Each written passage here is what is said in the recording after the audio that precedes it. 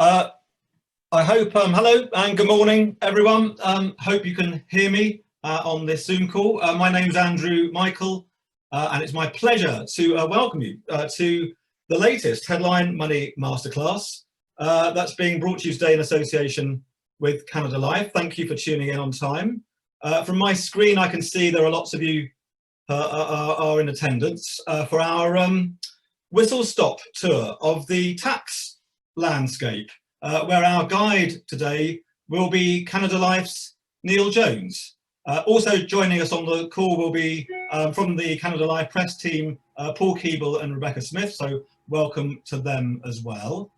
Now, then it doesn't really matter which area of finance you cover, especially personal finance. There's always some kind of tax consideration lurking somewhere, and that means there's always plenty of potential story material knocking around. And so therefore it always pays to be clued up on at least the basics in this quite wide-reaching subject area.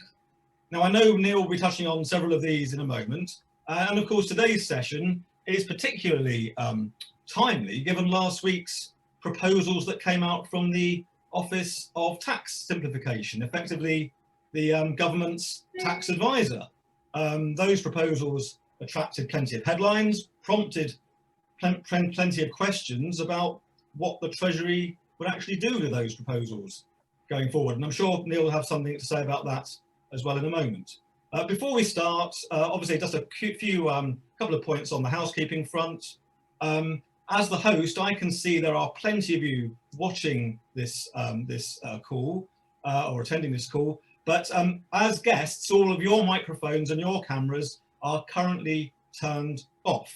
But that's not that we don't want to hear from you during the course of the session, but we'll let Neil run through his presentation, I think, and then if you have any questions along the way, please submit them via the Q&A function in the control panel at the bottom of your screen.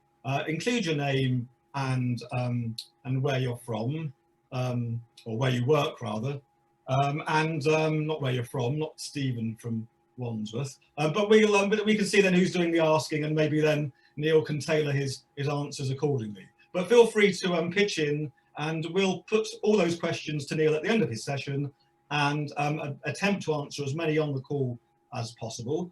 Any loose ends or any particularly knotty questions that you've got, Canada Life will promise to get back to you directly after the session has finished, so you won't be forgotten even if we can't sort them out in the next hour or so. All of the slides from today will be available via the Headline Money platform as usual after the session is finished, and I think for the real masochists there's even an archive of the recording will be on the platform as well, should you want to go back to it at some stage. We may well run a snap poll during the session, and just for a bit of fun. If you'd like to take part, simply hit the yes or no that will appear on your screen, and we can, when prompted, and we'll share the results instantaneously. Okay, so without further ado, let me introduce you to Neil. Neil's a tax planning professional of 30 years standing. He's a regular media commentator for Canada Life, and he also sits on various financial services working groups. So I would have thought a pretty good person to get to know to expand your knowledge of the tax landscape. So let me hand over to Neil, and we'll come back at the end. Thank you, Neil. Thank you very much, Andrew. Thank you for the introduction. Yes, good morning, everybody. As Andrew said, I work for Canada Life, and I deal on the wealth management and estate planning side. So a lot of this is right up our street. It's stuff that we do. We educate advisors and other people in the profession around some of the tax issues and financial planning requirements, and how people can legally plan and mitigate for some of these inheritance tax and capital gains tax and income tax opportunities. So what we're going to do today is we're going to run through the main 4 taxes. I hope everybody can see my screen, because I have shared it now. So what we'll do is during this presentation we'll go through, if I can make it move, There we go. We'll look at income tax, stamp duty, land tax, capital gains tax, and inheritance tax. The first two are only going to be more of a refresher rather than anything too in-depth, because I think capital gains tax, as Andrew said, there was a report issued last week by the Office of Tax Simplification, which will no doubt generate questions and discussions, and also inheritance tax, because basically how unpopular it is. So it's always a good one to talk, and it's always a very topical issue for many people. I've added some talking points at the end, and I just wanted to underline this is going to be a bit of a whistle-stop tour around some of these taxes and some of the issues that people may face. And we're looking at it from an investment point of view, or for a personal client's point of view, rather than for corporates or anything like that, which obviously would have separate issues and different issues around some of these taxes. So first off is just to really put it in context and have a look at the tax receipts that HMRC have. So I've taken the four main taxes. We've got here capital gains tax, which we can see has been on a gradual upward trend for the last 10 years, despite having tweaks and different allowances and different reliefs being introduced and added. Similar for inheritance tax, although receipts are slightly less, but the trend is still going up.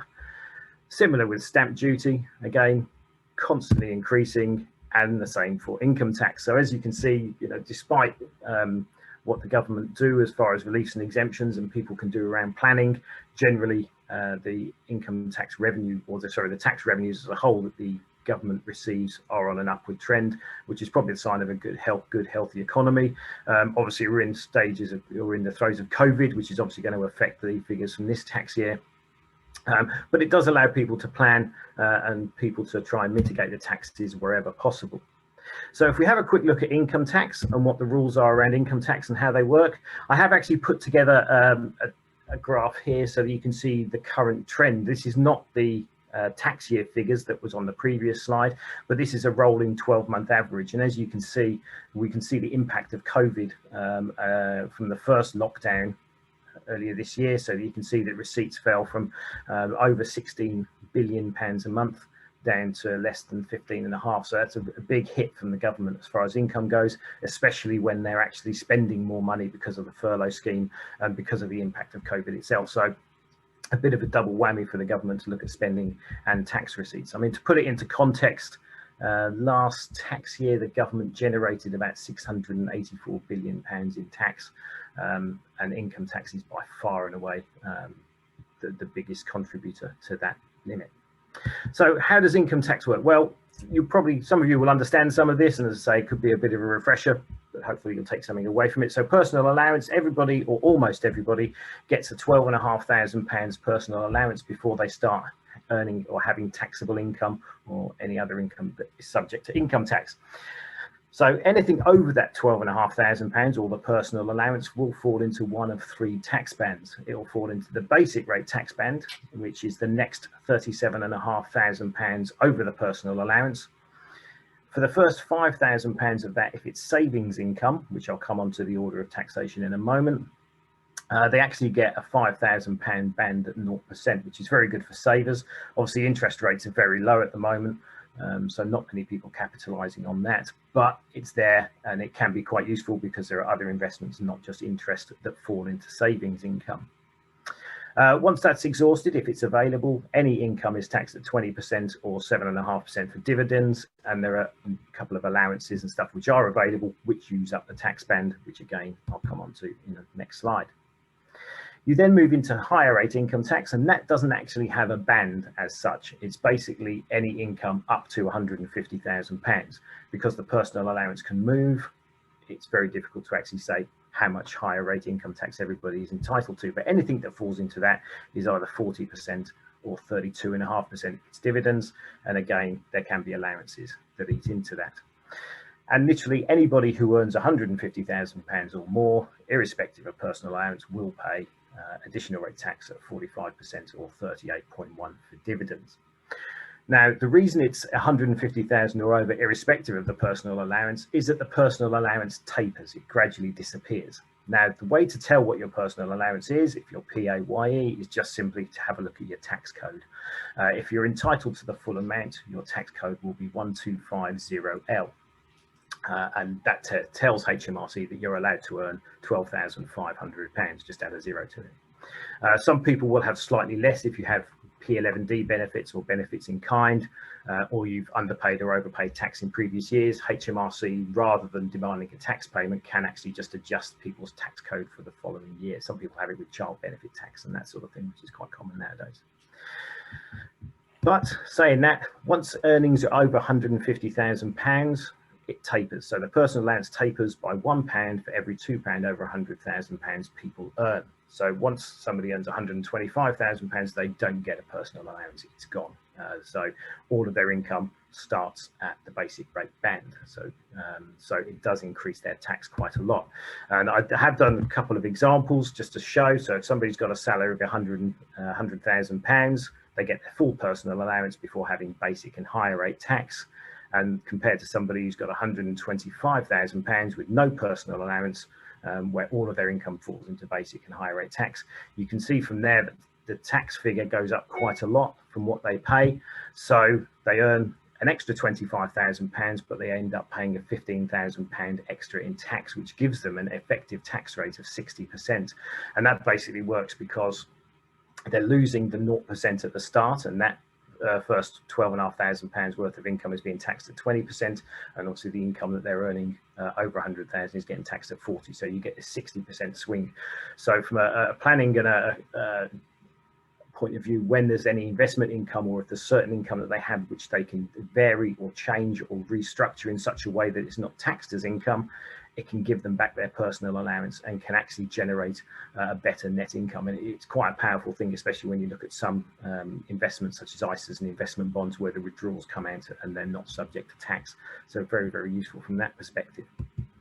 There is also something called the higher income tax charge, which is associated with child benefit, which I wanted to mention, and that's basically a tax charge which is equal to the child benefit that a household receives, and that's you get a charge of 1% of child benefit for every £100 over £50,000 somebody earns.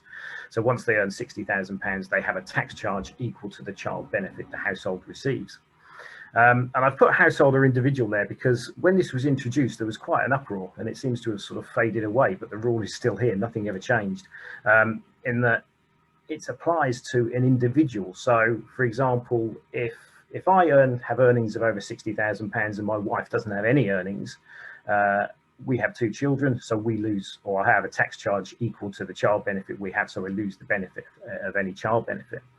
However, if you have 2 people in a household, say I earn £49,000 and my wife also earned £49,000, we wouldn't suffer that tax, because nobody earns over £50,000.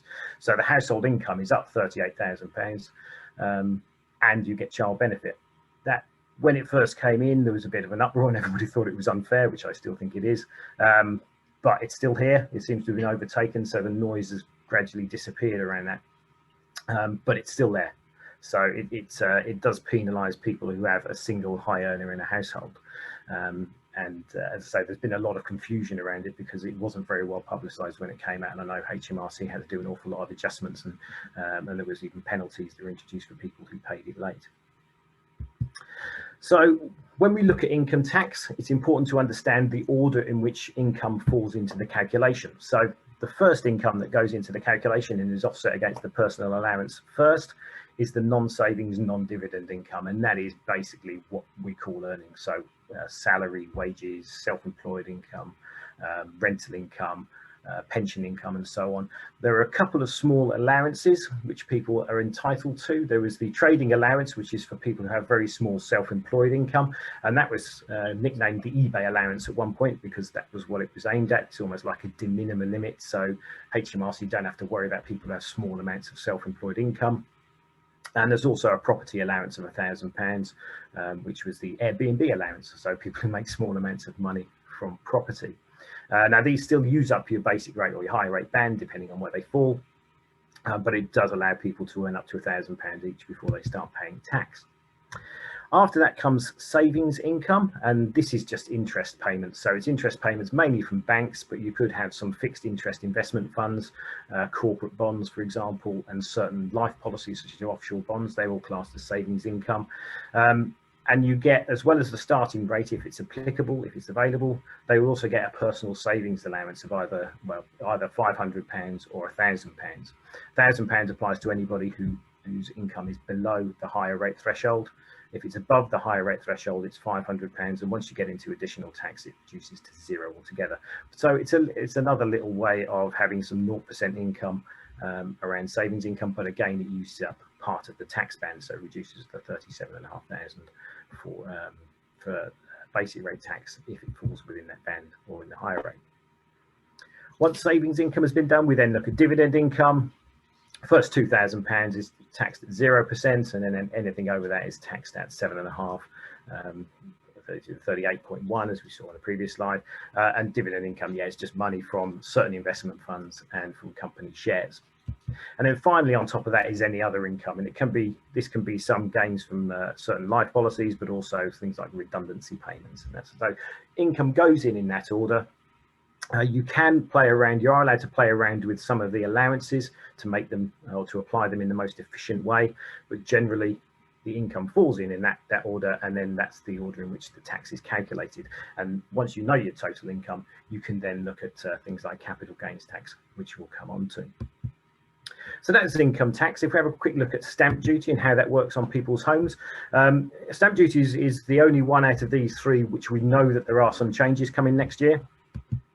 So stamp duty at the moment, if you look at the current rates, the first £500,000 is taxed at 0%. The next 45 is taxed at 5%, next 575 at 10, and then anything over 1.5 million is taxed at 12. And this works in tiers, so it's whatever part of the purchase price falls into each bracket.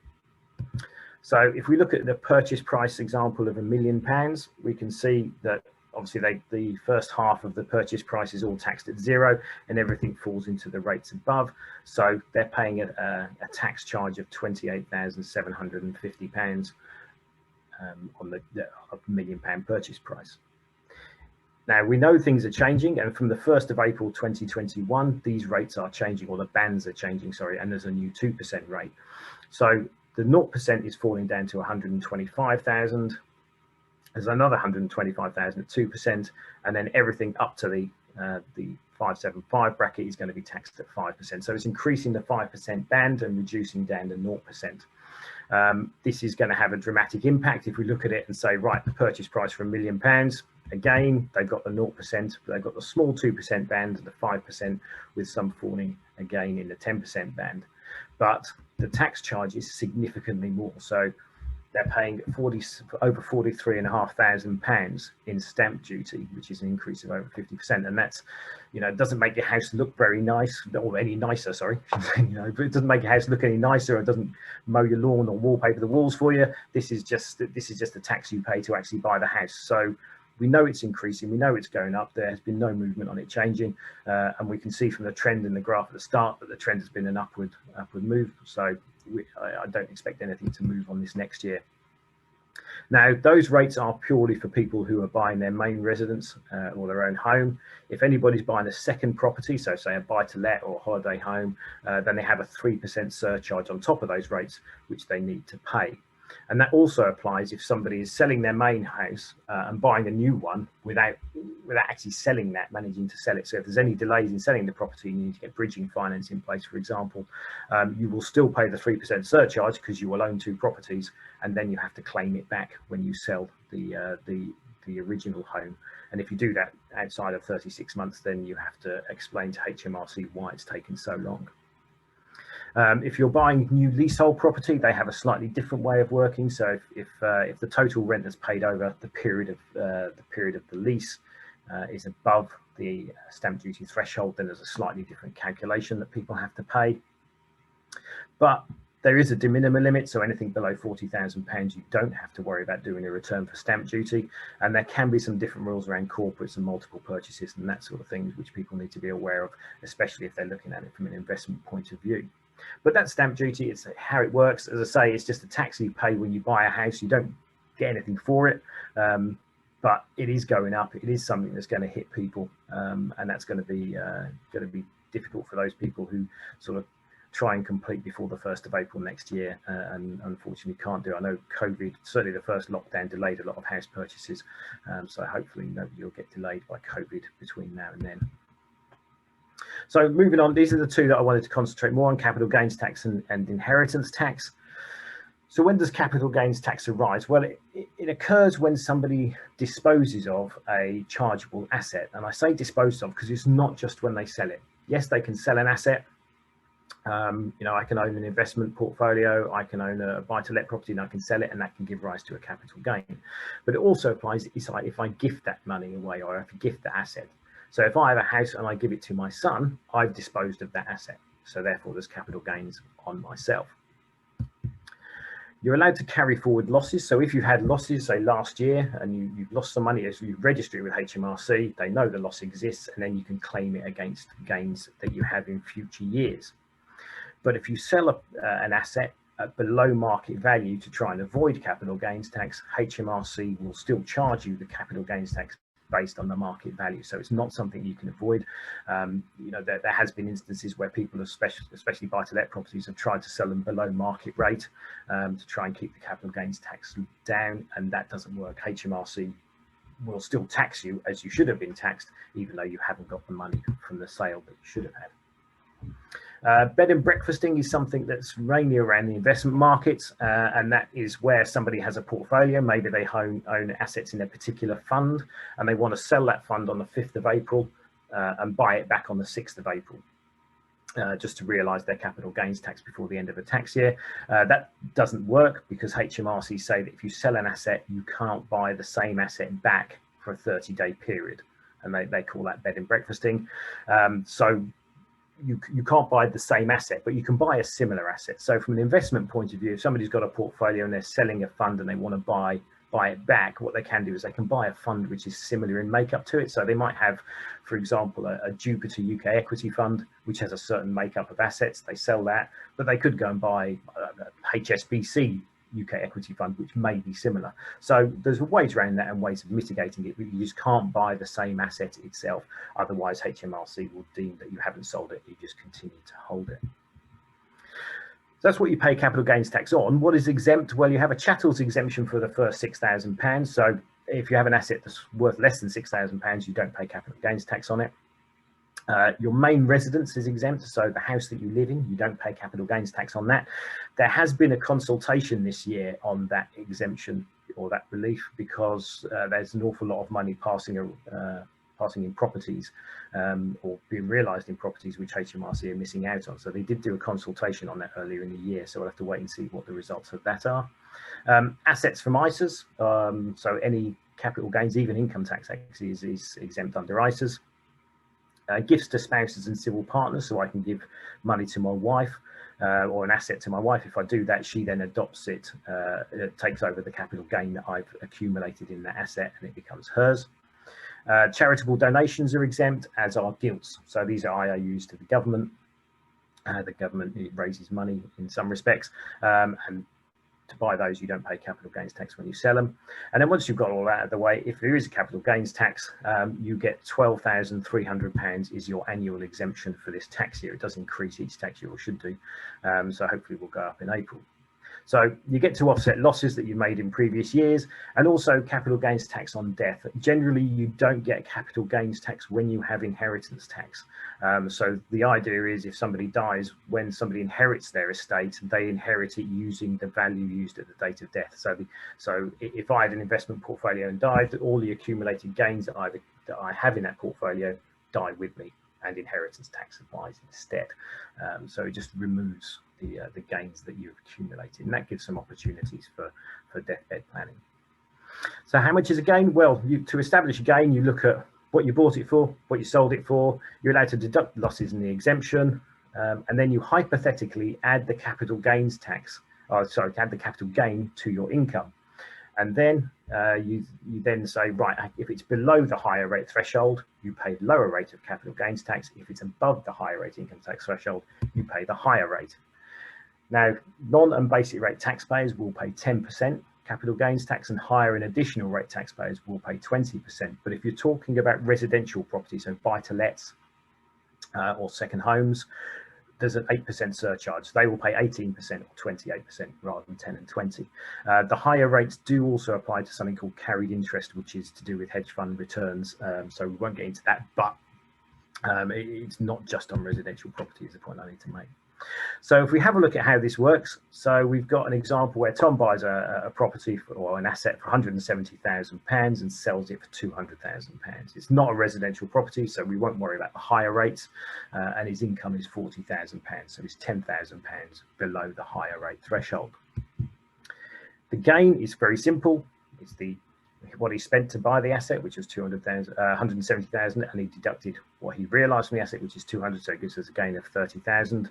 Hasn't got any losses, so again, keeping it nice and simple.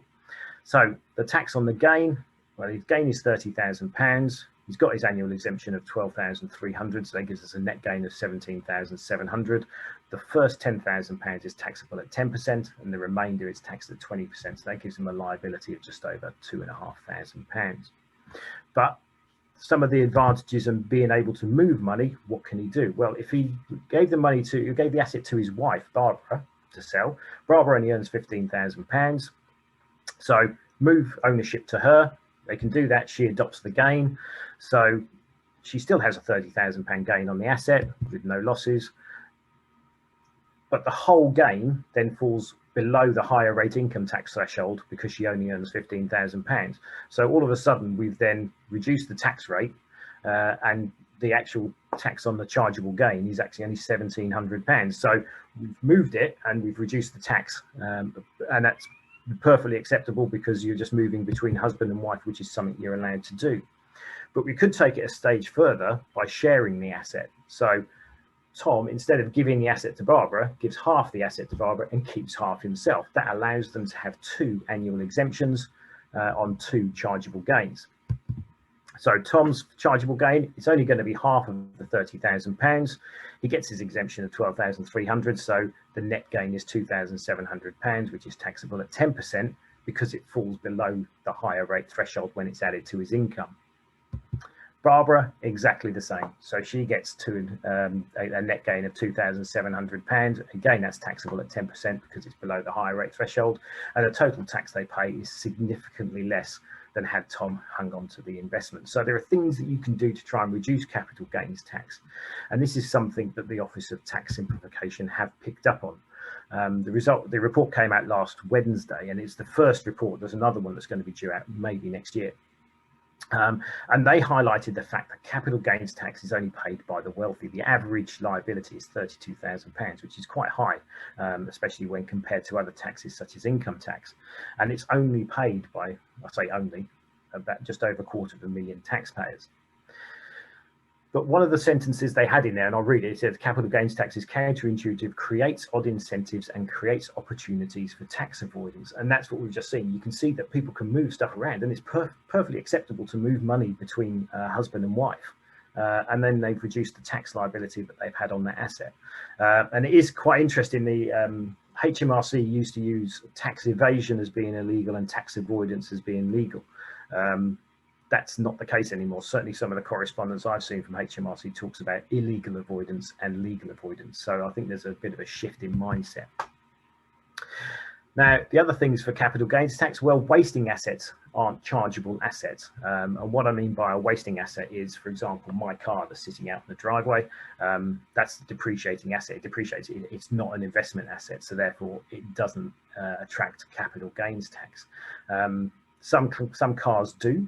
Car's probably a bad example, but some cars, if you have a classic car, for example, you go out and buy a nice vintage car and you keep it in a garage and lock it away and have it as an investment, well, that is going to be subject to capital gains tax. So there might be some questions that HMRC ask around that. Acquisition costs and sale costs, well, they're deductible. So if you're buying, say, a property, a buy-to-let property, the fees and the agent fees and all the costs of acquiring the property and the costs with disposing of the property, you can factor those into the calculation, and so you don't pay capital gains tax on those.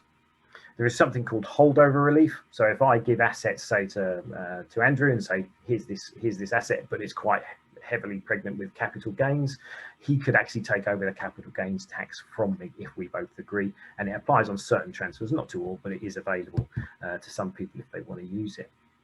And some investments are quite good from a capital gains tax point of view. Investment bonds are subject to income tax and not capital gains. So they can be quite useful if people have got gains they want to use on other assets. They might want to choose to use that. And also some investments have capital gains tax relief, which are basically venture capital trusts and enterprise investment schemes. They generally come with a higher risk profile, and because of the higher risk profile, HMRC try and incentivize people to invest in more, the government do, sorry, which then just allows people to invest in new startups and that sort of thing, and do it in a tax efficient way.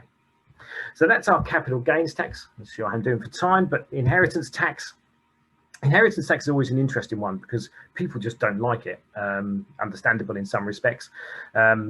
People see it as a way of taxing stuff that's already been taxed, but then that's a lot of that in the tax system anyway, VAT being a prime example. But what do you pay inheritance tax on? Well, you pay inheritance tax on your estate when you die, and your estate includes everything that you own.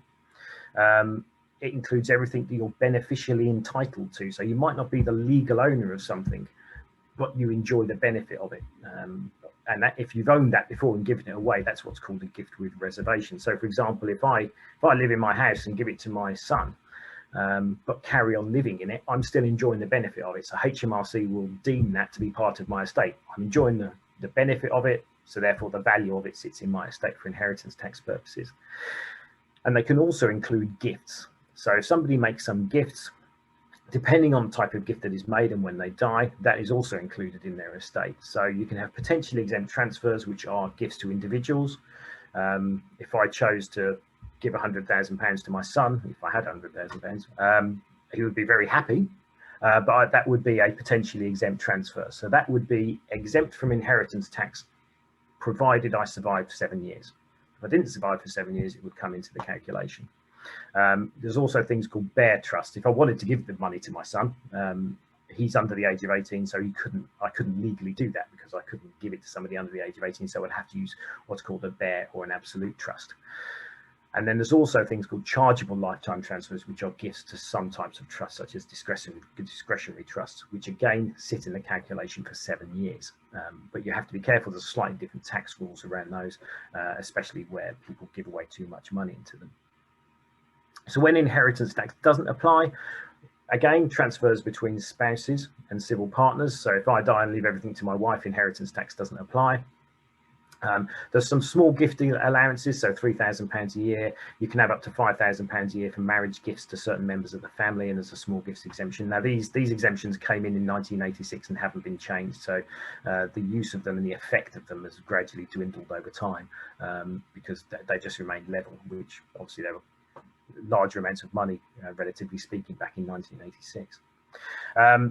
Charitable gifts, they're exempt, and strangely enough, gifts to political parties are exempt from inheritance tax, which is interesting. One of the underused exemptions is gifts of surplus income. Having 2 teenage kids, I'm not too sure about the concept of surplus income, but if you have somebody who has £100,000 income and can live comfortably in their lifestyle at £50,000, well, there's nothing to stop them giving away the other £50,000, subject to certain conditions, of course, and there's no 7-year clock running on that. That's outside of their estate immediately. Because inheritance tax is largely a tax on capital transfers rather than income. And then we also have certain business and agricultural assets, so farms and businesses, and these reliefs were introduced to stop people having to sell their business or their farm when somebody died. If you've got an entrepreneur who's built up a business, HMRC didn't want the family to have to sell that business to pay inheritance tax, so they introduced some reliefs around that. Business relief has expanded and now includes things like AIM shares, so not necessarily keeping in with the original objective, but being used to generate interest in certain stock markets and certain types of investments. Now, I've mentioned the 7-year clock, and I just want to explain how that works briefly. So if we have a look at a client who's gifted some money on day 1, and then 2 years later has gifted some more money, and then sadly 6 years down the line dies. Okay, so we have his estate that he's left on death. Now his personal representatives have to value his estate for inheritance tax purposes. So what they have to do is they have to look back 7 years from the date of death. The first gift that the person made, well, that's exempt. That's over 7 years ago. We can ignore that. That goes. So that's outside of the equation. The gift that was within 7 years, however, isn't, and that stays in his inheritance tax calculation. It's not part of his estate. He doesn't have to leave it to people in his will or anything like that because he's already given it away. But from an inheritance tax point of view, we need to take that and add it into the calculation before we start looking at the before we add in all the assets that he owned at the date of death. So you add in all the gifts they've made in chronological order, add in the estate on death, and then the first £325,000 is called the nil rate band, and that's taxed at 0%. It's not a relief, it's not an exemption, it's a band that's taxed at 0. Okay. There is a small residence nil rate band, which is available, which is currently £175,000, which is conditional, which I'll come on to. So not everybody gets that. George Osborne introduced that to basically allow married couples to have £1 million nil rate band between them. Which it's gradually increased up to £175,000 this year. And then anything over those figures, if it's not an exempt transfer, is taxable at 40 or 36%. The 36% rate is available if people have made significant charitable donations in their will, and they get a slightly reduced inheritance tax rate, which is useful. But the residence nil rate band, as I say, it's only available if you've got a home or had a property that you once had as a home, and you're passing it to what's called lineal descendants, which are basically children, grandchildren, great-grandchildren, and your estate is below £2 million. If your estate is above £2 million, it tapers, but if you haven't had a house or a home and you haven't got any children, or you're not leaving it to children, you don't get to use that. So that nil rate band actually disappears. So that's how an estate is valued. But when you look at gifting, it's important to understand what we call the loss to the estate. Most people will give cash and give investments which are equivalent to cash, but sometimes when they give other assets, it's important to try and understand the concept behind inheritance tax and how the HMRC value a gift. And to do that, I've got a lovely analogy with two lovely vases. Well, two vases. Now, if I have these two vases on my mantelpiece at home, they're worth more in a pair than they are individually, so they're worth £400,000. Now, if I accidentally knock one off the mantelpiece, God forbid, one on its own is only actually worth £100,000, okay? Because things are worth more in pairs, apparently, when you look at antiques. So if I have these two vases, before I break them, I decide to keep one for myself and then give one away as a gift to, say, my son or my aunt or whoever, and it's not an exempt gift. Well, I've ended up with a vase that's worth 100,000. And so was the recipient. The recipient's also got a vase that's worth 100,000. So the fact that I've given an asset away has reduced my estate by £300,000. Yet the person I've given it to has only got a vase worth 100,000. But as far as inheritance tax goes, I have made a gift of £300,000. Now, as I say, most people will give away cash, and that's very easy because whatever you give away as cash is how you reduce an estate. But if you give away some other assets, this principle comes into play, and that can be, for example, we've seen them rise in buy-to-let properties. If somebody gives away a buy-to-let property with a sitting tenant, it's not necessarily the value of the property that they've given away because they've got a sitting tenant in it, and there has to be an allowance for that. So HMRC do allow values to be reduced if need be, based on the situation and the asset being given away. So it's just an important principle to bear in mind. A very famous quote by Roy Jenkins, who basically said that IHT is a voluntary levy paid by those who distrust their heirs more than they dislike the Inland Revenue, which is now HMRC. And inheritance tax, I'm quite passionate about this because inheritance tax, there is so much people can do to mitigate inheritance tax. These are just a few. I'm not going to go through them, but these are just a few. You know, you can give the money away. You've got potential exempt transfers. You can use trust. You can manage things in your will to make sure they go to the right place. You've got business relief. You've got forests. Forests are exempt from inheritance tax. When you drive up the A11 and you see all the signs on the side of the woodland saying woodlands for sale, that's for inheritance tax planning because woodlands are exempt. People can provide a life policy to pay inheritance tax liability. So there's all sorts of people can do. Obviously, they can spend all the money if they want, but that's not really a very good planning tool. But one of the things that's in there is trusts. And just I've got time just to quickly explain how trusts work. So if an individual wanted to give money to a beneficiary, they can do. They can give money, providing they're over the age of 18. But are they old enough? Are they over the age of 18? They might not be. Are they mature enough? Are they just off to university? Do you really want to give them a lump sum of money if they're not going to spend it in the right way? And do you actually know who all the beneficiaries are? If you're giving money away, do you want it to go to your children, your grandchildren, your great-grandchildren? And you might not know who they are. So what people can do is they can set up a trust. And they can set up usually a bare or discretionary trust. They're the two categories. Most things fit into those. One, bare trust or an absolute trust where the beneficiaries are set in stone and can't be changed. The other is where you're giving the trustees discretion on what they do. So you set up a trust, you have a legal trust deed put in place, and you give the money to the trustees, and they look after the money for the beneficiaries, and then they decide when that money goes. They can do it at their own discretion under a discretionary trust or in set rules if it's a bare trust. So it just allows money to be given away and outside of the estate after 7 years, but doesn't actually go to the beneficiary necessarily until a certain point in time. So they can be very useful, and there's all sorts of variety of trusts with slightly different objectives. So just to wrap up, well, inheritance tax, the nil rate band is currently 325,000, and the residence nil rate band is 175,000. You can see they're the stacked bars on the chart on the right. And then you've got the red, which is the receipts, and you can see that just constantly increasing, except for around about the financial crisis where things dipped. Now, both of these are due to increase with CPI from next year, and they will use just the same as the CGT exemption, they will use the September inflation figures, which was 0.5%, so marginal increases. We saw receipts top 5 billion for the first time in 2017-18, and if you look at the rolling 12-month figures, already despite COVID, they've gone back above the 5 billion mark, so they're on the rise again. But the Office of Tax Simplification report they did about 18 months ago highlighted the fact that inheritance tax is only paid by 5% of estates. Its impact is very, very small in the grand scheme of things. I mean, obviously £5 billion is nothing to be laughed at, but in the tax year 2015-16, there was nearly 600,000 deaths, but only 24,500 of those estates actually paid inheritance tax. But one of the reasons why I think it's so unpopular is if you look at the penultimate bullet point, where half of those 588,000 estates had to fill in some form of inheritance tax paperwork. So it's a very out of date and process around inheritance tax, and that's probably why it's unpopular and probably why it needs reviewing. So that's inheritance tax. And look at the talking points that there are at the moment. Well, you've got the election manifesto pledge where the Tories pledged not to increase income tax, VAT and national insurance. They probably will stick to that. I don't see any reason why not. If I had to bet on one to fall by the wayside, it would probably be VAT.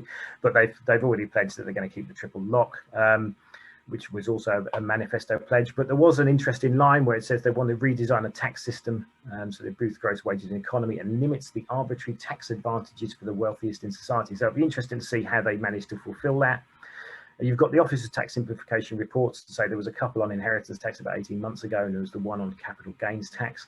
The interaction with inheritance tax was something that they pulled out, and we've mentioned this before in some of the work that we've done.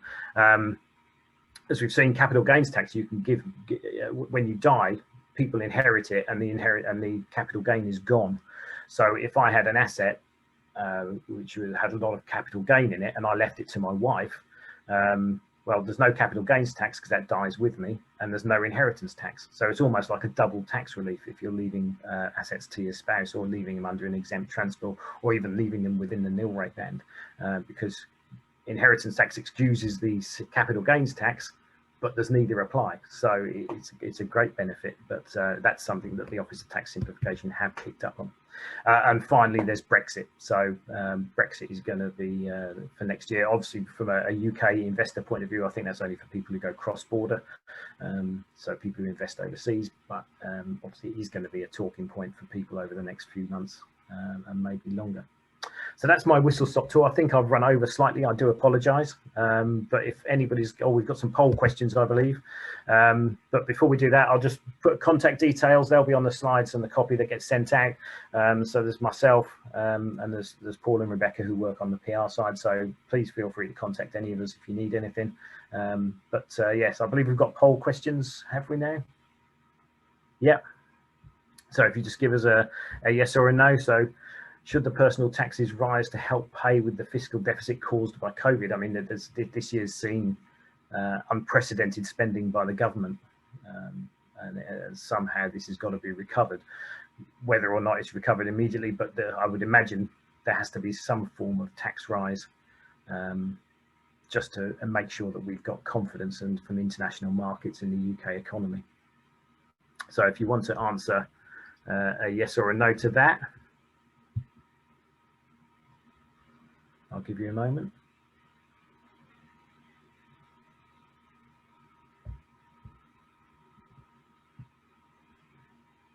And do we get to see the answers? Is that? Ooh. There we go. I think that's fairly unanimous. Most people think there is going to be something. I mean, it is going to be interesting. There was supposed to be a budget before Christmas, which we didn't have, which is probably going to be early part of next year. So it'll be interesting to see what comes out of that, whether we'll be in a position to look too deeply at things like capital gains tax and inheritance tax. We'll have to wait and see.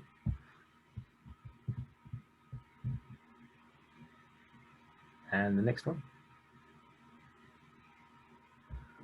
So which personal taxes are ripe for review or change or reform? So there could be multiple ones here. It's going to be quite interesting to see what the Chancellor of the Exchequer does. I mean, I'm not a great one for increasing tax rates per se. I think taxes need to be focused on the right people and work in the right way. And capital gains tax is quite a good example of that. I think in the OTS report, it highlighted that it was introduced to tax the income that didn't fall into the income tax regime, yet Gordon Brown used it for something different. So views change. So I'll just give you a moment just to answer that question.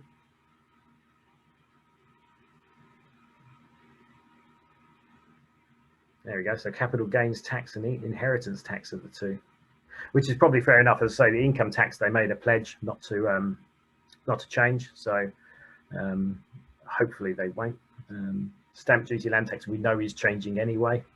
It would be interesting to see what people's thoughts are on that. But yeah, capital gains tax and inheritance tax, I thought would be the two main ones, which is why I wanted to concentrate a little bit more on those.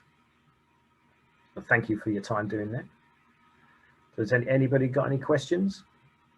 Okay, now I think thanks very much indeed, Neil, for your session. Plenty of food for thought there, and covered lots and lots of bases, obviously. So thank you. We have got a couple of questions here, and just perhaps one to get the ball rolling. Also to remind you that if you'd like to type in some questions while we're still talking, Neil will essay to answer them while we're still during the session. And if there's anything particularly knotty, then the Canada Life team will get back to you as soon as they can after this session. Just one thing from me. You mentioned not everyone has a personal allowance. Who's exempt from that? And do you have to be the Queen or something? No, it's literally, it's anybody who earns over 100,000. So if their income takes them over that threshold, as I said, it sort of tapers away, or it's removed altogether. So it was, the personal allowance had become a bit of a political thing for a few years, wasn't it? Where they tried to increase it to get more people out of the tax net, which is great. But yeah, certainly high earners. And that £100,000 threshold was introduced by Alistair Darling, and it hasn't changed since it was introduced. So it's just been a flat rate, it hasn't gone up at all. It's not indexed. It's just if you earn over 100,000, you will start to lose your personal allowance. Okay, thank you. Now we've got a couple of questions. There's one from Peter Ranscombe. Sorry, I don't know you, Peter, but you just asked here whether Neil could point out the differences for Scotland as you go along with your session. I just wonder if that might be one that's better left to the Canada Life press team to get back to you and deal with you directly on that. Sounds like you're interested in any tax. Any differences in rates and bands? Yes. Have you? Yeah, sorry, that's probably my fault. I probably should have highlighted that during the slides. But yes, for non-savings, non-dividend income, Scotland has different rates. But they for savings income and dividend income, they use the same as the UK. So it can get very complicated when you're doing tax calculations or looking at somebody's tax position if they're resident in Scotland. And does that apply to all the four devolved, to Wales and Northern Ireland as well, or just the Scotland? Is that the Scotland? Just to Scotland at the moment. Wales have kept their rates the same as Wales have the power to do it, but haven't done it as of yet. But yes, Scotland, it's only for basically your salary and your pension income and your rental income, that sort of thing. They have different tax bands and slightly different rates. Okay, thanks for that, Neil. And if, Peter, if you want to follow up anything with perhaps Paul or Rebecca, and then feel free to do so. Sabui Guard has said, do you have to pay stamp duty, or asks, do you have to pay stamp duty on the property if you transfer it to your partner or spouse? If it's a change of ownership, but it's being done as a gift, so therefore there's no consideration, so there's no purchase price, so there's no stamp duty. Okay, thank you. And Amelia Murray there's a question here from Amelia from Money Mail, Daily Mail. Is there a way of avoiding CGT on a second property? So, for example, can you put that property in the name of your child? It would still generate capital gains tax, but it would generate it on a different individual. If you move that property from your own personal ownership into a child's ownership or somebody else's ownership, then you would have to. The only way you could move the capital gains tax liability would be to use holdover relief, anything that was built up in that property before you moved it, and you couldn't move it to a child because that's they're under the age of 18 and therefore couldn't accept the capital gains tax liability. But certainly, if you wanted to try and mitigate the tax on buy-to-lets, there are some schemes which I know you can set up a company to own them and that sort of thing, which then changes the whole tax regime because it's not a personal tax; it's then a corporate tax system that applies. But yeah, if you've got a property with capital gains built up in it, it's very difficult to avoid it. You can try and minimise it because you can. Obviously, you've got the acquisition costs and the sales costs that you can take into account to reduce the gain that you've made, and also anything that you've spent on the property. So if you've put a new kitchen in or a new bathroom in and that sort of thing, they're capital expenses. So you could potentially reduce the chargeable gain that way, but you can't get rid of the chargeable gain. It's still going to be there, still going to be subject to capital gains tax. Okay, thank you, Neil, and thanks for your question, Amelia. It sounds like there's potentially some follow-up to a story like to your question. Kathy Hudson here now asks, do you know if there are any changes planned to tax-free childcare which isn't currently available if one person in the household earns more than £100,000, but is available if two people earn 80,000, for example? Yeah, I haven't heard of anything. It sounds as if that's a bit similar to the high income child benefit tax, but no, I haven't heard anything. But then that's not something that I would necessarily have at the forefront. I can certainly go away and check and see what I can find out, but it's not the area that I deal with day to day. But I would say if you want me to, I can go away and find out. So that's okay. Okay, thank you. And just while perhaps there are any more questions, anyone typing away furiously before they come in, just from your experience, do you think, given all of the COVID and everything that's happened in the last 6-9 months, do you think HMRC are going to be particularly grumpy come the end of January next year when we're supposed to get our self-assessment returns in, our forms in on time, all those £100 fines? Are they just are they going to be lenient, or are they going to be just trying to get as much money for the exchequer as possible? No, I think there was some leniency in the tax system on the first lockdown. If you have it as an example, if you have a look at inheritance tax receipts, they actually dipped during Q2, and that was because HMRC didn't want people to send them checks. So it wasn't a case that there wasn't inheritance tax to pay. People just didn't pay it, and they just got a little bit of leeway on timescales of when they needed to pay it.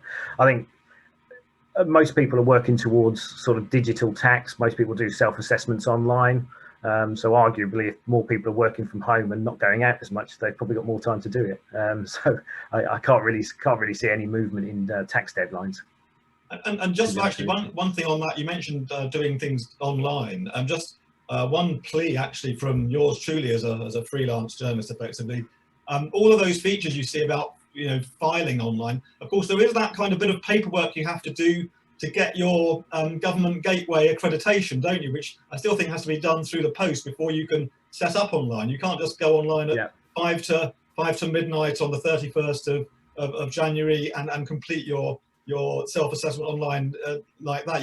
There is a bit of paperwork to be completed by an individual that hasn't done it before. Is that correct? Yes, yeah. I mean, I don't know if they still do it. Certainly, when I did my gateways, yeah, you had to apply online, and then I think you got sent half your password through the Yes. post or something like that. So yeah, it wasn't something you could leave to the last minute, unfortunately. But then, you know, it's always, I usually do mine around Christmas when I've got some spare time, which is probably not the most exciting thing. But I know, was it last year? I think they issued some figures on the amount of people that did their self-assessments on Christmas Day. I guess the systems are working a bit easier because there's not many people doing it. But They're all called Ebenezer Scrooge, aren't they? yeah, I mean, I think the whole thing, HMRC want to move towards a digital tax system, and I think that will help with a few things, because obviously a lot of taxes have sort of de minimis limits which they don't really want to worry about taxing because they're too small. Well, if everything's on a digital platform, it makes you wonder if they'll gradually reduce or remove those de minimis because the information's all there, so why not tax it? So that will have to wait to be seen, but that it'll certainly make things easier moving over to a digital platform. Okay, I have to say I love tax because it's the only part of personal finance where you get to refer to chattels, isn't it? One of my favourite words. And I just, while we're waiting, if there are any more questions to come in, just one other thing that I had perhaps for you, Neil, and I've absolutely got no vested interest in this whatsoever. But going back to the stamp duty, the 3% surcharge, Yeah. that issue. I think you mentioned you got up to 36 months to do all the claiming back or getting in touch with HMRC and what have you. Yeah. Am I right in thinking that sort of window opportunity is narrowing, or is it still a 36-month time frame that you have? No, it's still, as far as I'm aware, it's still 36 months. I did double check it yesterday, but yeah, it's just where somebody is struggling to sell one property and wants to buy another. And HMRC are worried about people, you know, inadvertently or accidentally holding two properties. Yeah, it's only if it goes over 36 months. It's just a case you have to then explain as to why it's taken so long. It's not a case that you won't get the 3% back. It's just a limit that they've put on it just to ease the admin, if you like. Okay. I think I'm right in saying that the questions seem to have dried up, but obviously you have all the contact details, folks. If you want to get hold of Neil directly or via Paul or Rebecca, Canada Life's press department, then please do so. I'll just take this opportunity to thank you all so much for attending today. Thank you for tuning in. Thank you very much, Neil, for your whistle stop tour, and especially for referring to a couple as Tom and Barbara. So I can only assume you're a fan of The Good Life. And as I say, everything will be online very soon after this event, and tune in again next time. But I think we'll draw a line in the sand there and just say very good morning to you. Thanks very much, everyone. Thank you.